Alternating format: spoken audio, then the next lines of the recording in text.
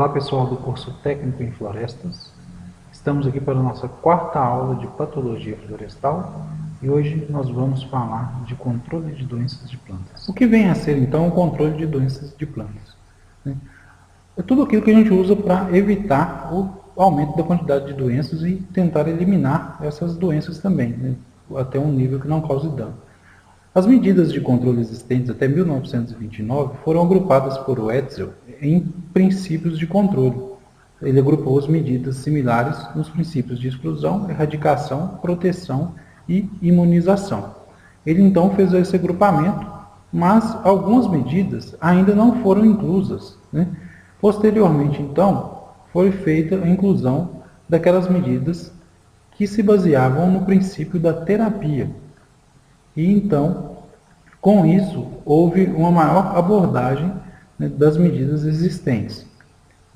A terapia que visava curar plantas já doentes com a aplicação de alguma técnica, podendo ser o uso de produto químico ou então alguma técnica física, como por exemplo a poda, para reduzir a questão das doenças que estavam ali ocorrendo numa determinada cultura.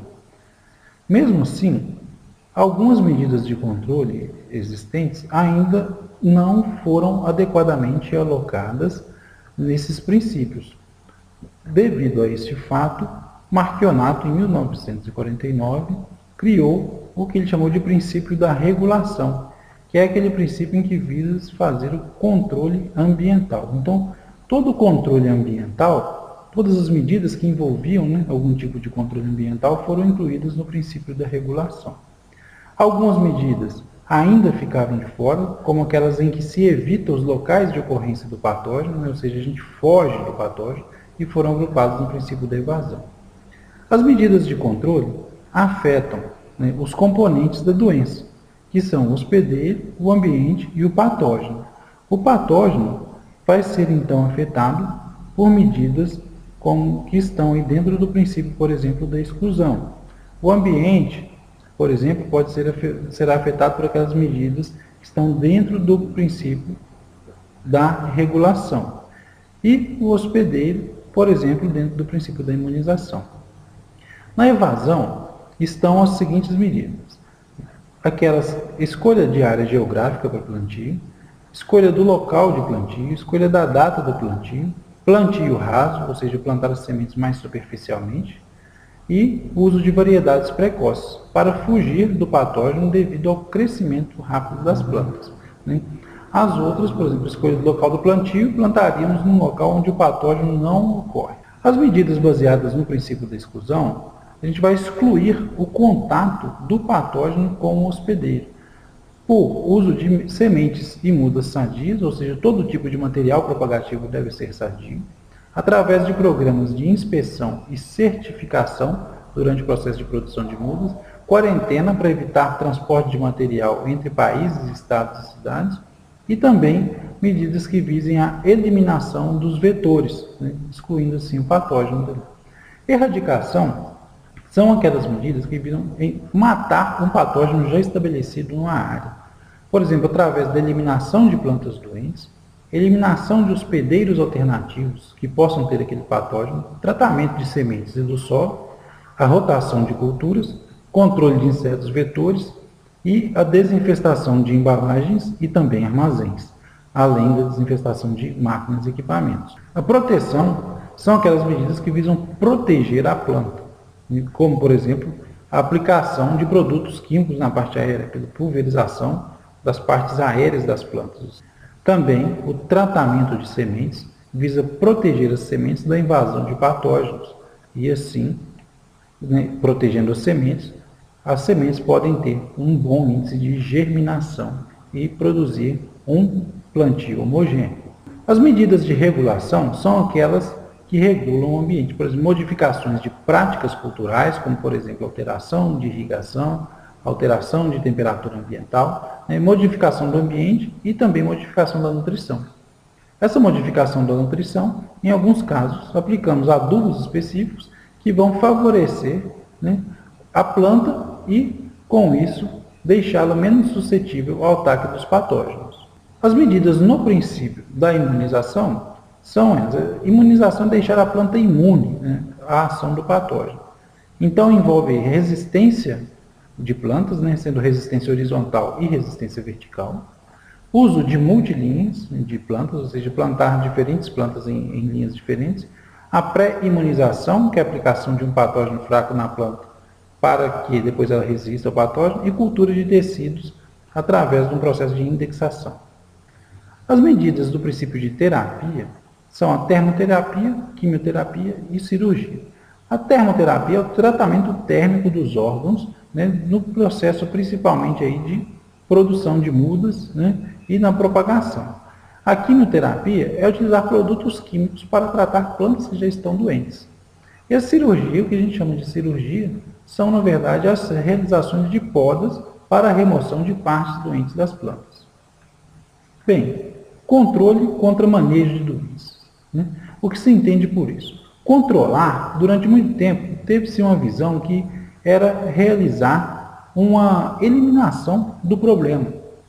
Achava-se que poderia eliminar totalmente o patógeno, eliminar totalmente a questão das doenças de plantas. Mas não é muito possível a gente fazer essa eliminação, né, dos organismos que causam doença naquele ambiente. Então, né, com o passar do tempo, esse pensamento de eliminação do patógeno do ambiente para se eliminar totalmente o problema, ele foi sendo gradativamente substituído.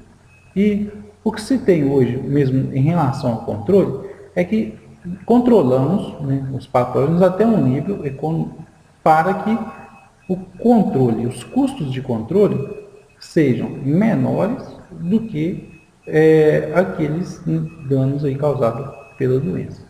Já o manejo de doenças, ou seja, o manejo integrado de doenças, ele visa, né, controlar, né, na verdade, ele visa reduzir a quantidade de doença até um nível aceitável. E se baseia no limiar de dano econômico, que é o nível de intensidade da doença ou do patógeno que provoca um prejuízo maior que o custo de controle.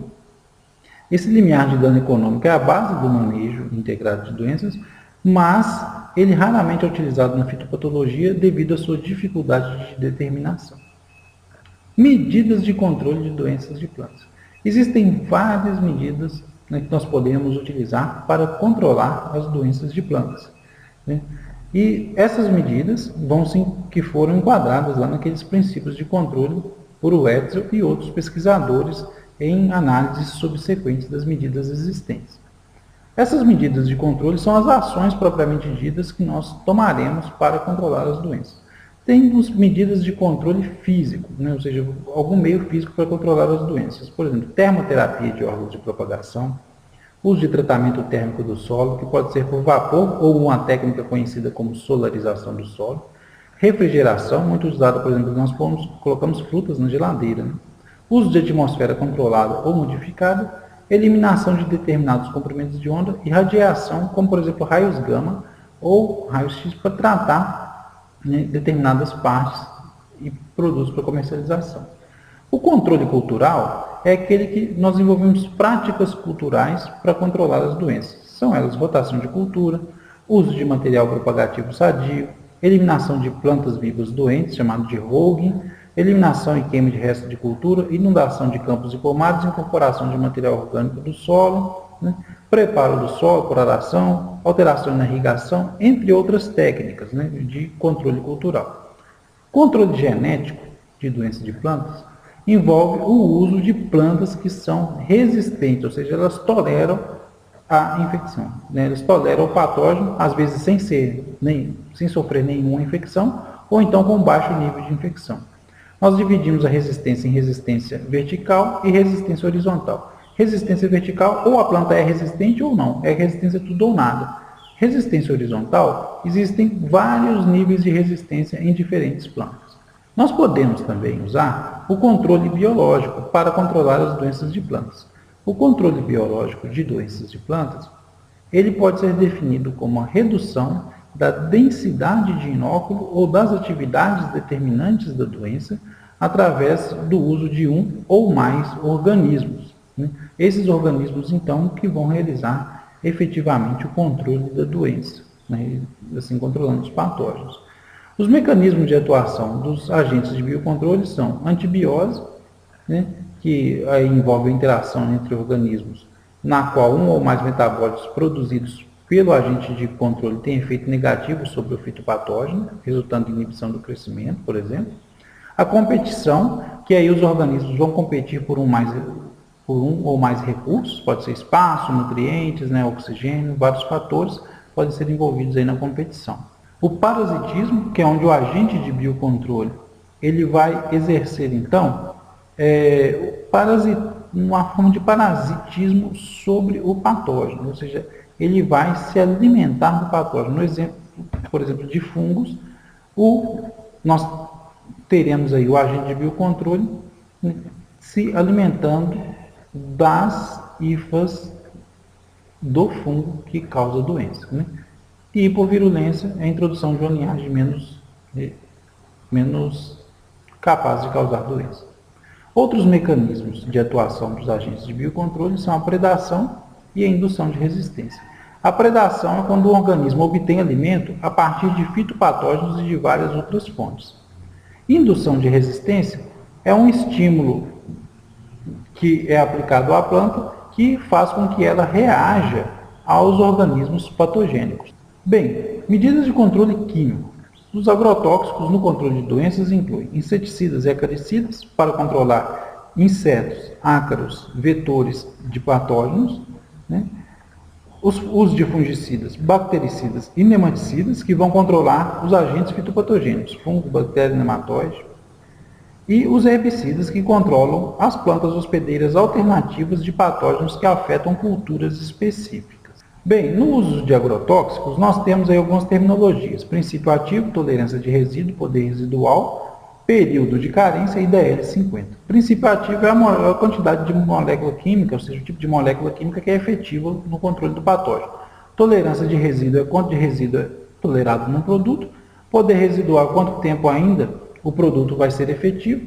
Período de carência, quanto tempo após a aplicação nós podemos consumir um produto. DL50 é a dosagem que mata 50% de um organismo-alvo, né, da população de um organismo-alvo. Os agrotóxicos recebem uma classificação toxicológica.